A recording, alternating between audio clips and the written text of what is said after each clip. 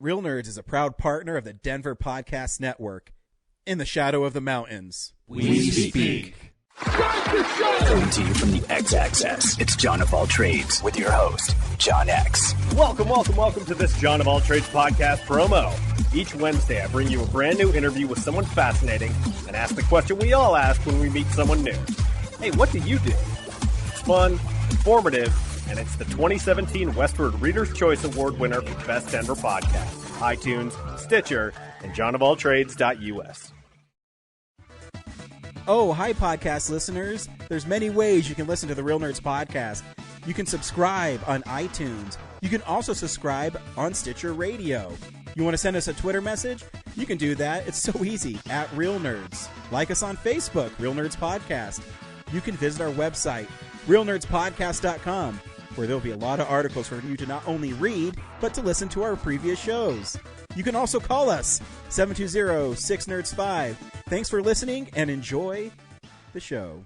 Hi, this is Brian. No, this is my announcer voice, and you're listening to Real Nerds Podcast. Should I do this as my real self? Oh, shucky darn. Hi, this is Brian Cummings. You're listening to Real Nerds Podcast. Okay, do it straight. Hi, this is Brian Cummings, and actually you are listening to Real Nerds Podcast. Send money. And real estate.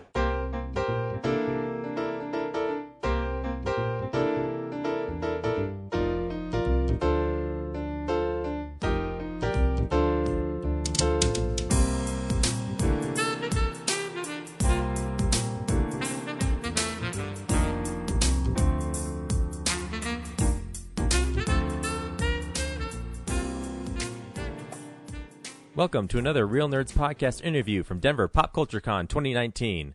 Hope you enjoy.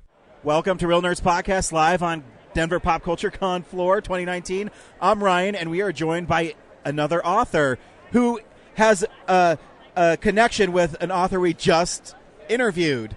Why don't you introduce yourself to us? Yes, hello. I'm Valerie Finnigan. Yes, I am married to Bernard Finnigan, author of When Halloween Was Green and The Last Reincarnation of Stephen Kinder.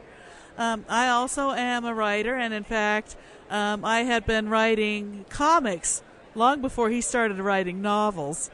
Now, I've dabbled in science fiction, superheroes, and zombie horror, but most of what I do is military history, and I'm one of only 5 women in the world who do this. But I'd been inspired by the works of Larry Hama, Joe Kubert, and Mort Walker. Those are some legends there. I like it. I've had the privilege of working on a book with Larry Hama, too. Really? Mm-hmm. Yes, my first project was a benefit comic for the USO Wounded Warrior Project and other charities. It was called Untold Stories from Iraq and Afghanistan. And I was one of over 60 creators from all over the industry who volunteered.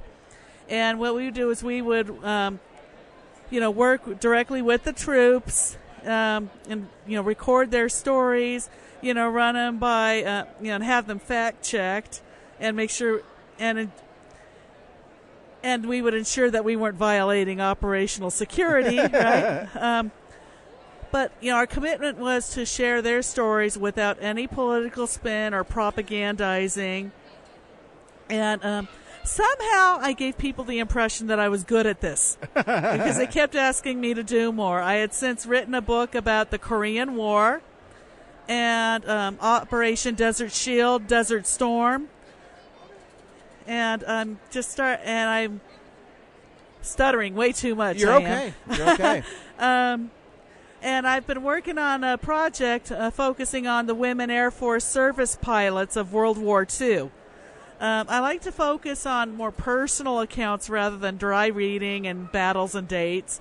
And also the stories of our unsung heroes and heroines. And again, this is all for charity because these aren't really my stories. I feel kind of weird about profiting off of them personally. That's so cool.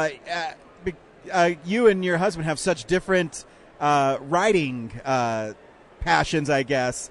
And how is that working in a home with 2 writers? Do you share each other's work and say, how's this going? Or Yeah, sometimes. Yeah. I have helped with the research and some of the content editing on When Halloween Was Green. A little bit less so on the next one. But my husband, he pretty well trusts that I know what I'm doing.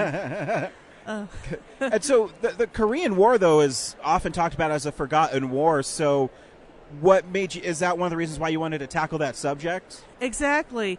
I also have a day job in hospice care, and it just kind of killed me inside that the veterans I was taken for had these great stories, sometimes harrowing accounts even, and their stories risked being lost to history, and I could not let that happen. That's awesome.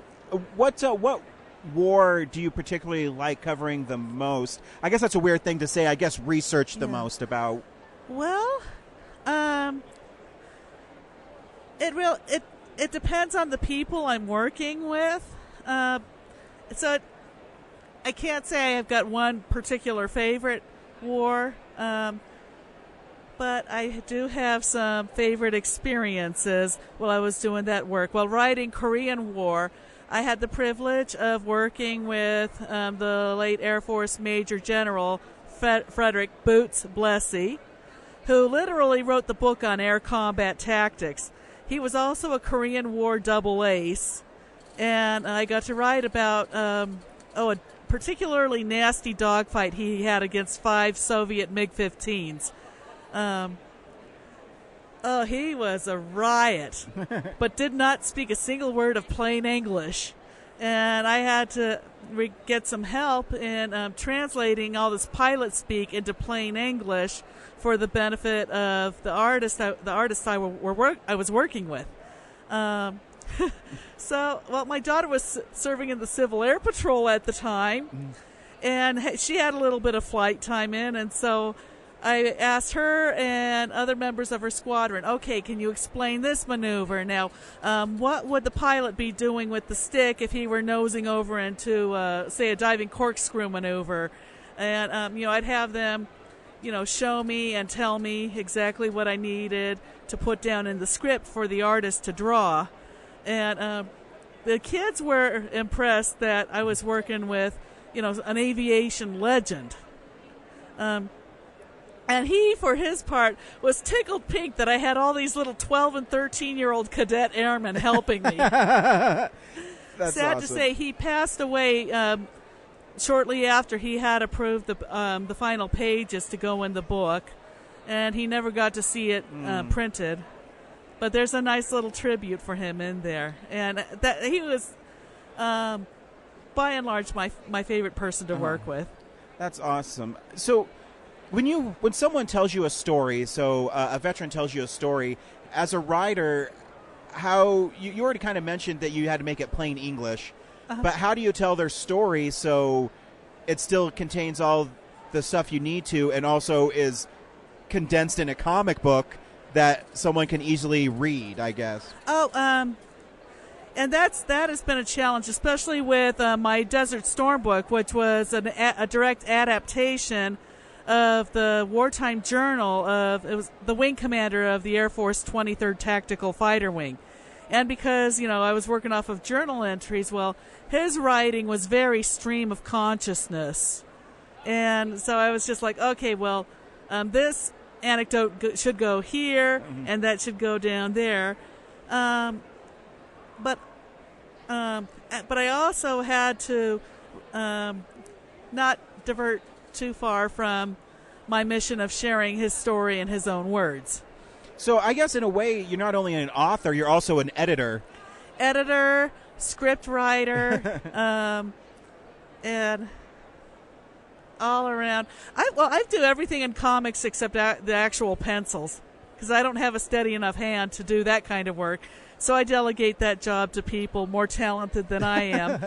I'm currently working on my latest project with a woman she's a disabled Army veteran, and she's one of the first women from my area to not just serve attached to an airborne unit in the Army, but actually in the airborne unit.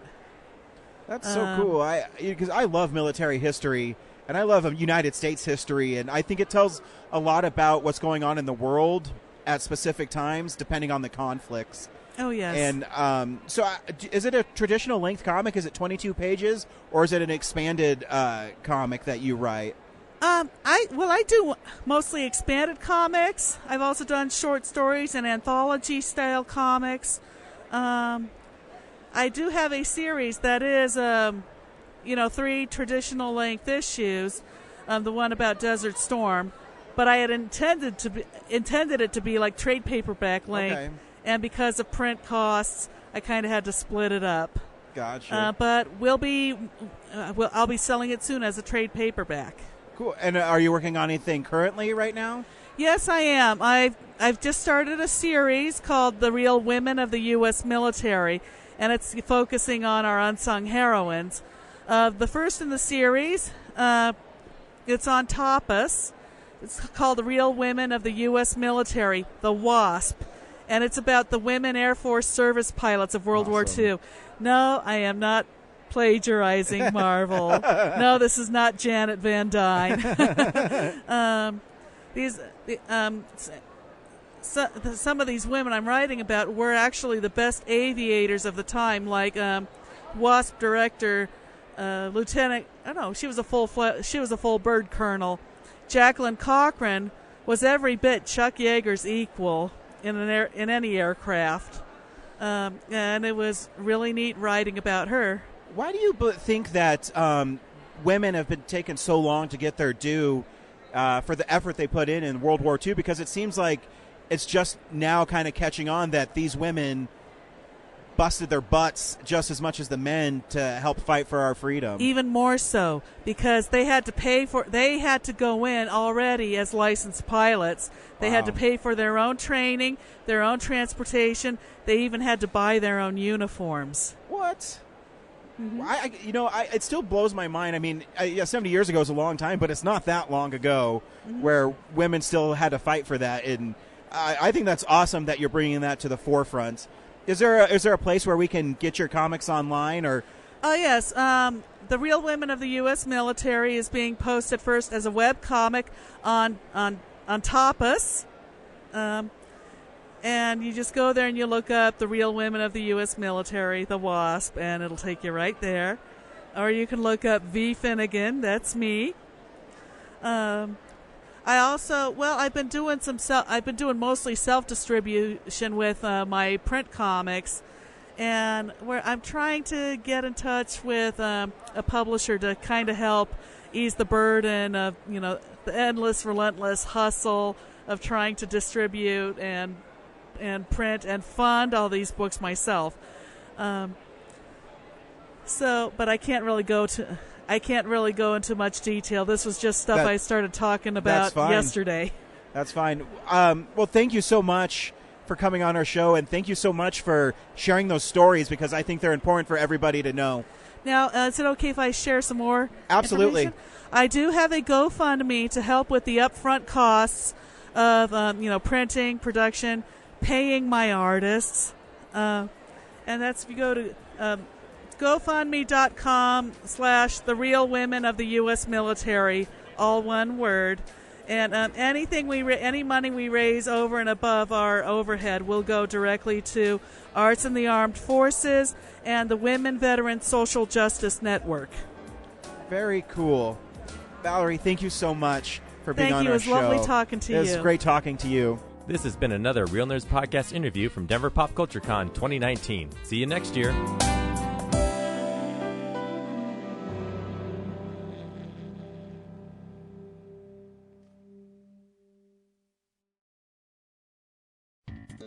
Thank you for listening to this episode of Real Nerds Podcast.